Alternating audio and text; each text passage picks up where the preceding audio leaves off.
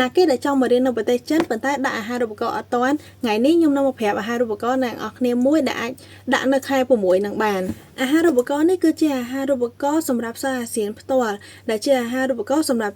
ពីសាលាពួកខ្ញុំផ្ទាល់ដែលជាសាលាឈ្មោះ Guilin University of Electronic Technology ដែលនៅក្នុងភាសាចិនគេហៅថា Guilin Tianzhike Judaxue ចឹងអាហារូបករណ៍នេះគឺនឹងបិទថ្ងៃ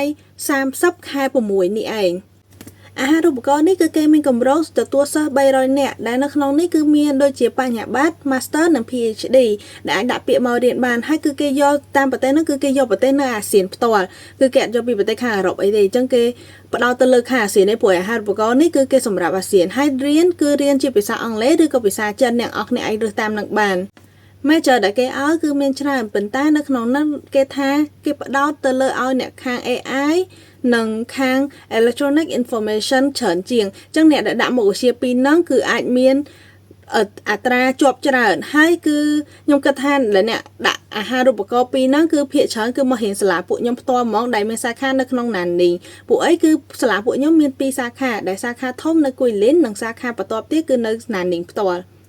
អាហារូបករណ៍នៅសាលាពួកខ្ញុំគឺគេបែងចែកជា4ប្រភេទដែលអាហារូបករណ៍ទី1គឺការស្នាក់នៅនិងការរៀនគឺ free ហើយនឹងបន្ថែមការចាយវាប្រចាំខែឲ្យលុយយើងបន្ថែមទៀតអាហារូបករណ៍ទី2គឺការស្នាក់នៅនិងការរៀនគឺជា free ប៉ុន្តែការចាយវាប្រចាំថ្ងៃគឺយើងត្រូវចេញខ្លួនឯងអាហារូបករណ៍ទី3គឺគេ free តែថ្លៃរៀនទេថ្លៃនៅនិងថ្លៃចាយវាប្រចាំថ្ងៃគឺយើងត្រូវចេញខ្លួនឯងហើយអាហារូបករណ៍ទី4គឺការរៀនគេនឹងបញ្ចុះ 50% អញ្ចឹងមានន័យថាយើងចេញថ្លៃរៀន 50% និងថ្លៃស្នាក់នៅហើយនឹងការចាយវាប្រចាំថ្ងៃខ្លួនឯងអញ្ចឹងនៅនេះគឺដងគេឲ្យនៅ4នាក់មកបន្ទប់4នាក់វីដេអូដងគឺខ្ញុំធ្លាប់ចេញម្ដងហើយអញ្ចឹងអ្នកនរគ្នាអាចទៅមើលបានហើយ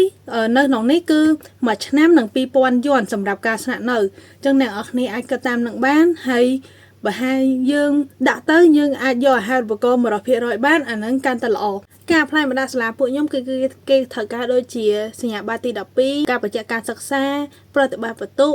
បណ្ដាសុខភាពហើយក៏ដូចជា criminal record ដែលត្រូវជាលិខិតថ្កោលទោសនឹងឯងនៅក្នុងនោះក៏គេត្រូវការ study plan ដែលនៅក្នុងនោះគឺបើយើងសរសេរជាភាសាចិនគឺគេឲ្យ maximum 1000ពាក្យដែលសរសេរជាភាសាអង់គ្លេសគឺគេត្រូវការ 2500 ពាក្យនៅក្នុងនោះគឺមានដូចជាត្រូវការกระดาษបញ្ជាក់ IELTS ឬក៏ ASK ដូចគ្នាហើយបន្ទាប់ពីនោះគឺគេត្រូវការ CSCA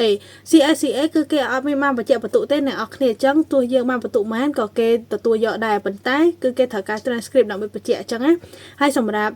XSK អ្នកដែលមករៀនចិនគឺគេត្រូវការតែ180ទេគឺ XSK 4ដែលរៀនជាភាសាអង់គ្លេសគឺគេត្រូវការ IELTS 6 ចុច ACA ហ្នឹងគឺគេត្រូវការតាសម្រាប់Bachelor ទេអ្នករៀនបញ្ញាបត្រដល់អ្នករៀន Master និង PhD គឺគេត្រូវការប៉ុន្តែអ្នករៀន Master និង PhD គឺគេត្រូវការ recommendation ពីគ្រូ2នាក់អញ្ចឹងបញ្ញាបត្រគេត្រូវការវិញអញ្ចឹងអ្នកនរគ្នាអាចចូលមើលនៅក្នុងហ្នឹងដើម្បីមើលច្បាស់ថាគេត្រូវការអីហើយអ្នកនរគ្នាអាចដាក់ពាក្យមករៀនបានថ្ងៃដែលគេ deadline គឺថ្ងៃ30ខែ6នេះឯងអ្នកនរគ្នាអញ្ចឹងរੂរ៉ាវដាក់មែនតើចឹងនៅក្នុងហ្នឹងអ្នកនរគ្នាដើម្បីចូលទៅដាក់អាហារូបករណ៍ហ្នឹងគឺគេមាន email ដាក់ website ចូលទៅក្នុងហ្នឹងនេះគឺជា email ដែលខ្ញុំដាក់រូបថតនៅលើហ្នឹងឯងអញ្ចឹង email ហ្នឹងអ្នកនរគ្នាចូលទៅដល់គឺត្រូវ register ដើម្បីមាន account មួយសម្រាប់ដាក់ខ្លួនឯងអញ្ចឹងពេលដែលយើង register account ហើយគឺយើងនឹងបំពេញព័ត៌មានតាមដែលគេចង់បានហើយនឹងរាល់ព័ត៌មានឯកសារអីដែលគេចង់បានគឺអ្នកនរគ្នាដាក់ចូលទៅក្នុងហ្នឹងអញ្ចឹងពេលដែលដាក់ submit ហើយគឺអ្នកនរគ្នាត្រូវចាំតែនៅក្នុងហ្នឹងអ្នកនរគ្នាមិនខ្ញុំភ្លេចប្រាប់នៅខាងលើហ្នឹងគឺគេត្រូវសរសេរដាក់សុំអាហារូបករណ៍អញ្ចឹងกระดาษសុំអាហារូបករណ៍ក៏នៅក្នុង file នឹងដូចគ្នាគឺនៅខាងក្រោមគេបង្អស់អញ្ចឹងអ្នកនរគ្នាត្រូវពេញ